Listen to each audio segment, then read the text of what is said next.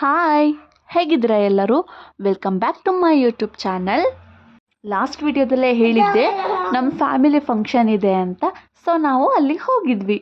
ಇದು ಹೆಣ್ಮಕ್ಳು ಫಂಕ್ಷನ್ ಆಗಿರೋದ್ರಿಂದ ಹೆಣ್ಮಕ್ಳೇ ಜಾಸ್ತಿ.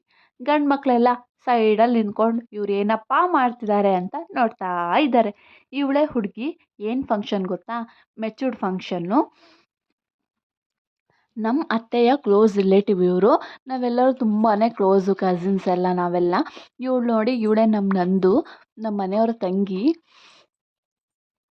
ಹುಡುಗಿಗೆ ಸೋದರ ಅತ್ತೆ. ಸೊ ಅವಳೇ ಮುಂದೆ ನಿಂತು ಎಲ್ಲ ಪೂಜೆನೂ ಮಾಡ್ತಾ ಇದ್ದಾಳೆ.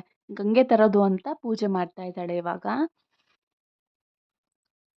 ಹಳ್ಳಿ ಆಗಿದ್ರಿಂದ ತುಂಬಾ ಶಾಸ್ತ್ರಗಳೆಲ್ಲ ಇರುತ್ತೆ.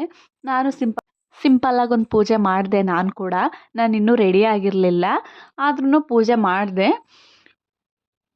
ನಮ್ಮ ಹೆಣ್ಮಕ್ಳು ಗ್ಯಾಂಗ್ ಇಲ್ಲಿದ್ರೆ ಅಲ್ಲಿ ದೂರದಲ್ಲಿ ನಿಂತ್ಕೊಂಡು ಗಂಡು ಮಕ್ಳು ನೋಡಿ ಕೌಂಟ್ರು ಹೇಳ್ತಾ ಇದ್ದಾರೆ, ಆ ಥರ ಪೂಜೆ ಮಾಡಿ, ಈ ಥರ ಪೂಜೆ ಮಾಡಿ ಅಂತ.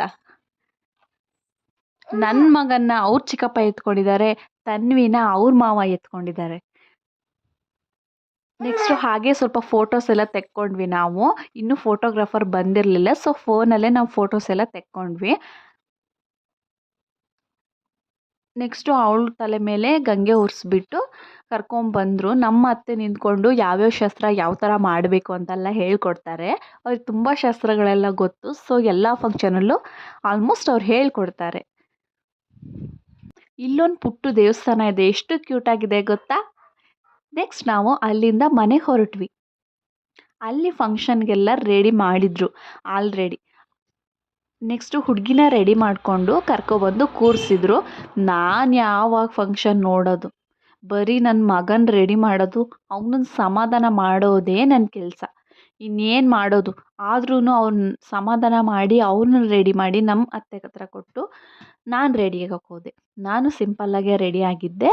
ನೆಕ್ಸ್ಟ್ ನೋಡಿ, ಇಲ್ಲಿ ನನ್ನ ಮಗ ಸ್ಟೇಜಲ್ಲಿ ಯಾವ ಥರ ಡ್ಯಾನ್ಸ್ ಮಾಡ್ತಿದ್ದಾನೆ ಅಂತ ಎಷ್ಟು ಜನ ನೋಡ್ತಾ ಇದ್ದಾರೆ. ಅವ್ನು ಆಲ್ರೆಡಿ ಡ್ಯಾನ್ಸ್ ಮಾಡೋಕ್ಕೆ ಸ್ಟಾರ್ಟ್ ಮಾಡಿದ್ದಾನೆ. ಅಯ್ಯೋ ದೇವ್ರೆ! ಹಾಗೆ ಸ್ವಲ್ಪ ಫೋಟೋಸ್ ಎಲ್ಲ ತೆಕ್ಕೊಂಡ್ವಿ ನಾವು.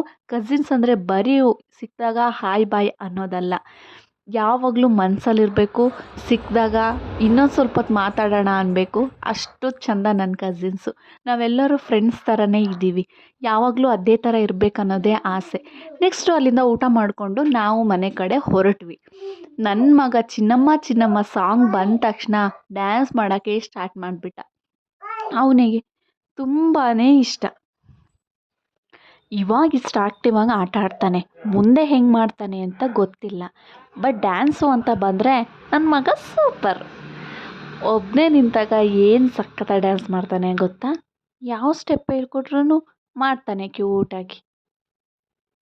ಅವನು ಡ್ಯಾನ್ಸ್ ಮಾಡಬೇಕಾದ್ರೆ ನಾವೆಲ್ಲರೂ ಅವನನ್ನು ಮಾತ್ರ ನೋಡಬೇಕು, ಇಲ್ಲ ಅಂದರೆ ಸಿಟ್ಟು ಬರುತ್ತೆ ಅವನಿಗೆ. ತುಂಬ ಹೇರ್ಸ್ ಬಂದಿದೆ ಅವನಿಗೆ, ಕಿವಿ ಎಲ್ಲ ಮುಚ್ಕೊಳ್ತಿದೆ. ಮುಡಿ ಬಿಟ್ಟಿದ್ದೀವಿ ಧರ್ಮಸ್ಥಳಕ್ಕೆ, ಸೊ ತೆಗ್ಸಿಲ್ಲ ಇನ್ನೂ. ಇನ್ನೊಂದು 2 ವೀಕ್ಸ್ ಒಳಗಡೆ ತೆಗೆಸ್ತೀವಿ. ಆದಷ್ಟು ಬೇಗ ಹೋಗಬೇಕು. ಆಲ್ರೆಡಿ ತುಂಬಾ ಡಿಲೇ ಆಗಿದೆ ದೇವಸ್ಥಾನಕ್ಕೆ ಹೋಗೋದು. ಇವಾಗ ನೆಕ್ಸ್ಟ್ ವೀಕಲ್ಲಿ ಇಲ್ಲ ಈ ವೀಕಲ್ಲಿ ಹೋಗಬೇಕು. ಆ ವಿಡಿಯೋನು ನಾನು ಅಪ್ಲೋಡ್ ಮಾಡ್ತೀನಿ. ಬಟ್ ಆ ಕಡೆ ಎಲ್ಲ ತುಂಬ ಮಳೆ ಇದೆ ಅಂತ ನಮಗೆ ಹೋಗೋಕ್ಕೆ ಆಗ್ತಿಲ್ಲ ಅಷ್ಟೇ, ಇಲ್ಲಾಂದರೆ ಇಷ್ಟೊತ್ತಿಗೆ ಹೋಗ್ತಾ ಇದ್ವಿ. ಅಷ್ಟು ದೂರ ಜರ್ನಿ ಮಾಡಿದರೂ ಅವನೇನು ನಿದ್ದೆನೇ ಮಾಡಲಿಲ್ಲ. ಸುಮ್ಮನೆ ಆ ಕಡೆ ಈ ಕಡೆ ನೋಡ್ತಿದ್ದ, ಇಲ್ಲಾಂದರೆ ಡ್ಯಾನ್ಸ್ ಮಾಡ್ತಿದ್ದ. 1 ವೀಕಿಂದ ತಿಂದು ಸಾಕಾಗೋಗಿತ್ತು. ಸೊ ಬರಬೇಕಾದ್ರೇ ನಾವು ಚಿಕನ್ ತಂದಿದ್ವಿ. ಸುಸ್ತಾಗಿತ್ತು, ತುಂಬಾ ಸುಸ್ತಾಗಿತ್ತು. ಬ್ಯಾಕ್ ಟು ಬ್ಯಾಕ್ ಫಂಕ್ಷನ್ಸು, ಹಬ್ಬ, ಕೆಲಸ ಅಂತ. ಬಟ್ ಎಷ್ಟೇ ಸುಸ್ತಾದ್ರೂ ನಮಗೆ ರೆಸ್ಟು ಅನ್ನೋದು ಇರಲ್ಲ. ಅಡುಗೆ ಮಾಡಲೇಬೇಕು, ಊಟ ಮಾಡಲೇಬೇಕು ಅಲ್ವಾ? ಅದಕ್ಕೋಸ್ಕರ ಹೇಗೋ ಮಾಡಿದೆ. ಇದಾಗಿತ್ತು ಇವತ್ತಿನ ವಿಡಿಯೋ. ಐ ಹೋಪ್ ಈ ವಿಡಿಯೋ ನಿಮಗೆ ಇಷ್ಟ ಆಗಿದೆ ಅಂತ. ಪ್ಲೀಸ್ ನನ್ನ ಚಾನಲ್ನ ಲೈಕ್ ಮಾಡಿ, ಶೇರ್ ಮಾಡಿ, ಸಬ್ಸ್ಕ್ರೈಬ್ ಮಾಡ್ಕೊಳ್ಳಿ. Thanks for watching. Bye bye.